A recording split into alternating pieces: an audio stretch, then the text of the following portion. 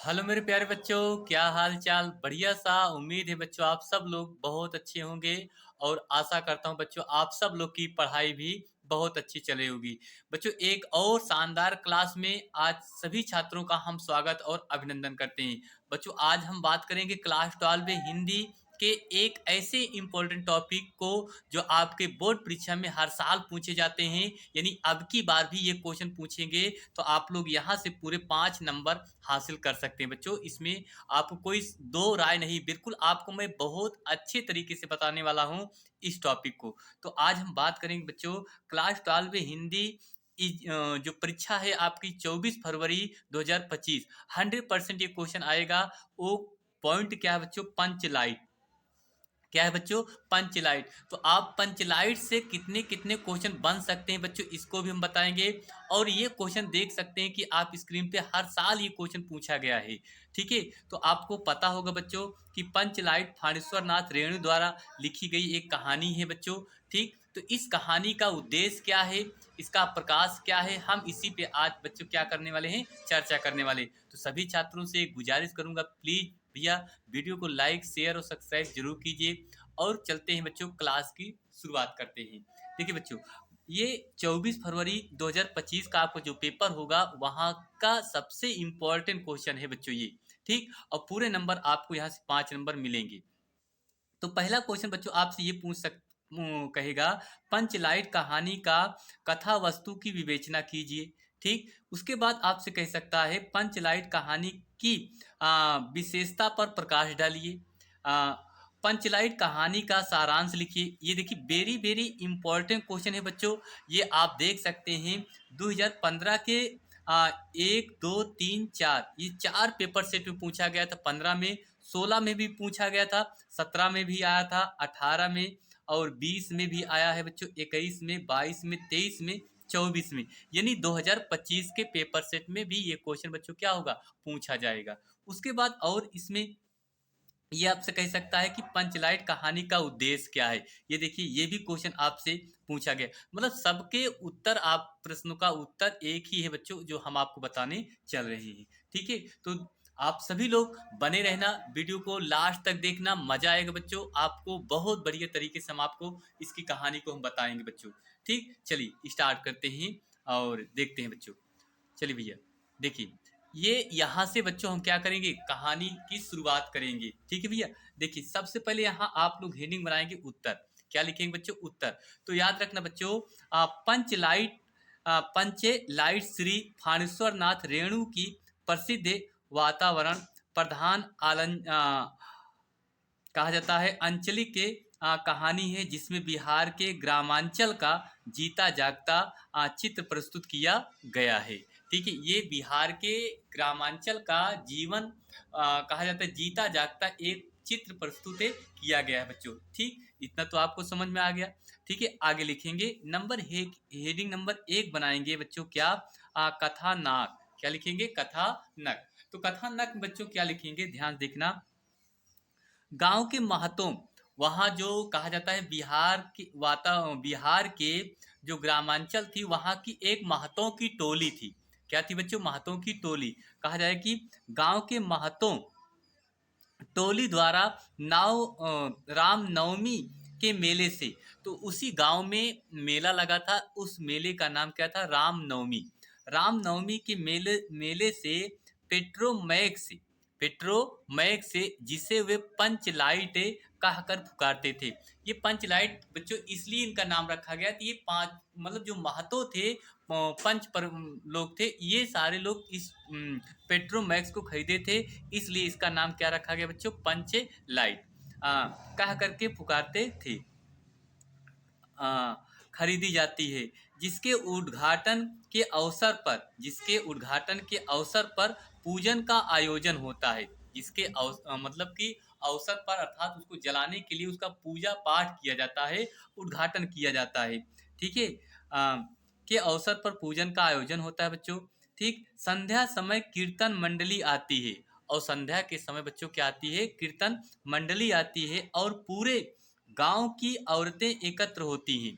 पूरे गांव की औरतें एकत्र होती हैं, किंतु ऐन मौके पर यह मालूम होता है किंतु ऐन वक्त मौके पर बच्चों यह क्या होता है, मालूम होता है कि टोली में महतों की टोली में पंच लाइट जलाने का जानकार कोई नहीं है। पंच लाइट जलाने का जानकार बच्चों क्या है, कोई नहीं है। तो इसलिए कह सकते हैं वाले गांव की दूसरी टोली वाले ताना कसते हैं, अतः वे उनकी सहायता लेकर उनकी कृतज्ञता के बोझ को ढोना उचित नहीं समझते उचित नहीं समझते हैं। इतना बच्चों आपको समझ में आया? आगे देखिए जल्दी से। ठीक है भैया, देखते हैं। चलिए भैया आगे देखिए। तो गांव की एक लड़की मुनरी, गांव की एक लड़की थी, उसी गांव की एक लड़की थी जिसका नाम क्या था बच्चों, मुनरी था। जिसके प्रेमी का नाम था गोधन था। जिसके प्रेमी का नाम क्या था, गोधन था। गोधन को सिनेमा के गीत गाने के अपराध में, तो उसी कहा जाता है कि गांव में एक सिनेमा हॉल था, उसी सिनेमा हॉल में एक गाना बजा था। उस गाने कहा जाता है गोधन को सिनेमा के गीत गाने के अपराध में जाति बहिष्कार कर दिया गया। जाति बहिष्कार कर दिया गया। तो बतलाती है कि गोधन पेट्रोमैक्स जलाना जानता था। मतलब यह कहा जाए कि बच्चों कि जो पेट्रोमैक्स था उसे जलाने का जो तरीका था मालूम था, वो किसको था, गोधन को था। लेकिन गोधन को गांव से बहिष्कार कर दिया गया था। तो उसको किस तरह से बुलाया जाता है ये जरा ध्यान समझना। ठीक है बच्चों, कि गोधन पेट्रोमैक्स जलाना जानता है। टोली का सरदार, जो टोली का बच्चों क्या था, सरदार, अपनी जात की प्रतिष्ठा की रक्षा के लिए, प्रतिष्ठा की रक्षा के लिए गोधन की सजा को वापस लेता है। गोधन की सजा को क्या लेता है, वापस लेता है। गोधन बुलाया जाता है। गोधन क्या होता है, बुलाया जाता है।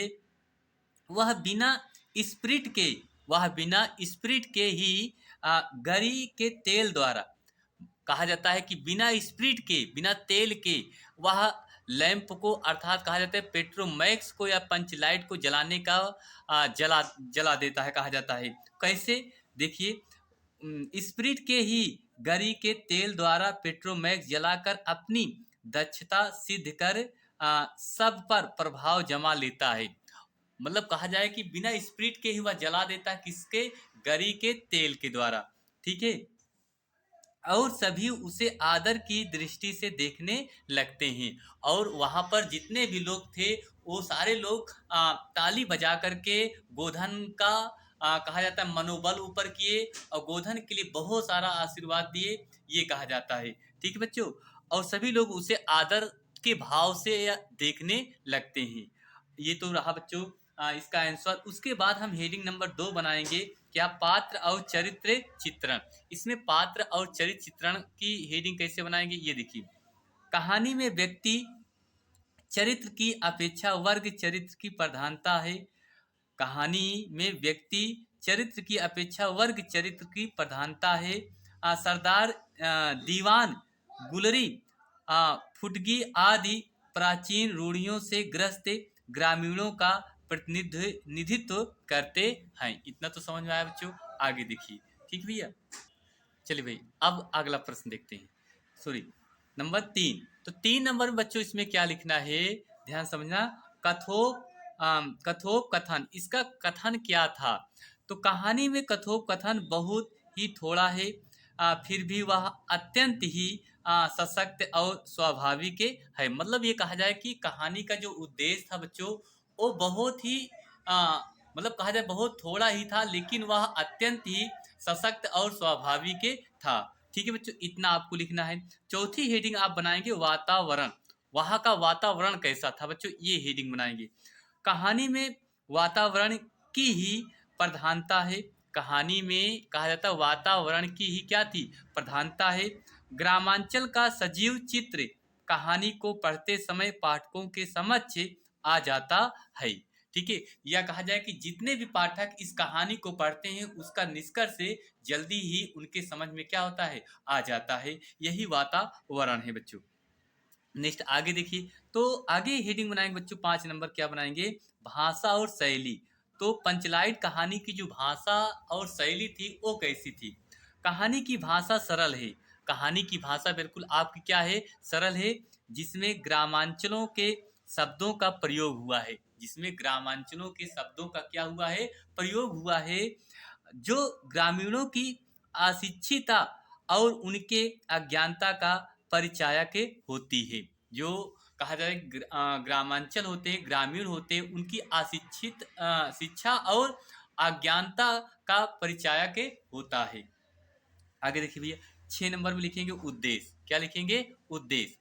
कहानी का उद्देश्य कहानी का उद्देश्य ग्रामीण समाज की शिक्षा अशिक्षा, अज्ञानता, अंधविश्वास, रूढ़िग्रस्तता आदि का चित्र पाठकों के समक्ष प्रस्तुत करना है। आज के मतलब सामने क्या है, पाठकों के सामने क्या है, प्रस्तुत करना है। कहानीकार ने ग्रामांचल के खोखले अंधविश्वासों और रूढ़ियों की बखिया उधेड़ कर पाठकों के समक्ष क्या किया है, रखे दिया है। ठीक है, तो बच्चों ये है आप लोग की पंचलाइट कहानी का सारांश था बच्चों। बस आप सभी से यही गुजारिश करूंगा बच्चों, प्लीज आप सब लोग के लिए मैंने इतना मेहनत किया, और ऐसे ही आप लोग के लिए और सारे मेहनत करता रहूंगा। आप लोग प्लीज कमेंट कीजिए, और सारे विषय के लिए मैं आपको ऐसे ही हर एक विषय के इम्पोर्टेंट टॉपिक आपको लेकर के आऊँगा, जो आपके एग्जाम में बेहद ही इम्पोर्टेंट होने वाली है। ठीक है, तो चलिए बच्चों, सभी छात्रों से यही कहूँगा, प्लीज़ वीडियो को लाइक, शेयर और सब्सक्राइब जरूर करते रहिए, ताकि जितना भी हो सके बच्चों हम आप लोग के लिए मेहनत करें, और उस मेहनत का परिणाम भी आप लोग के लिए बच्चे क्या हो, सिद्ध अच्छा हो। ठीक है, तो यही हम आपसे गुजारिश करूँ बच्चों कि प्लीज़ ज़्यादा से ज़्यादा वीडियो को लाइक करिए और शेयर करिए। ठीक है, चलिए बच्चों, तो मिलते हैं अगली कहानी में आप सब लोग से, और सभी छात्रों से गुजारिश करूँगा, प्लीज़ वीडियो को लाइक, शेयर और सब्सक्राइब जरूर कीजिए। ठीक है बच्चों, चलिए मिलते हैं अगली क्लास में। थैंक यू, आप सभी छात्रों को बहुत बहुत दिल से धन्यवाद देता हूँ। Thank you.